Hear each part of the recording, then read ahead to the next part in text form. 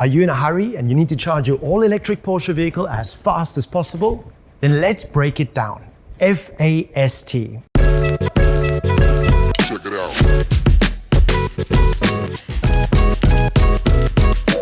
F for fast charger. You have to drive up to a DC fast charger with at least 270 kilowatt of power. Very common are 300 kilowatt or 350 kilowatt stations. A for active route guidance. Use our built-in navigation system by entering your destination and starting active route guidance. The Porsche charging planner will automatically precondition the system, making it ready for the planned fast charging stop.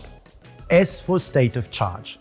Start the charging process with a low state of charge and stop the fast charging session at 80% state of charge, since the last 20% to completely charge the battery take proportionally the longest. T for temperature. The high-power battery has to be within the temperature range for fast charging. It should be around 30 to 35 degrees Celsius. You can see the current battery temperature in the instrument cluster by selecting information inside the right tube. Enjoy the charging superpower of your Porsche and have a good ride.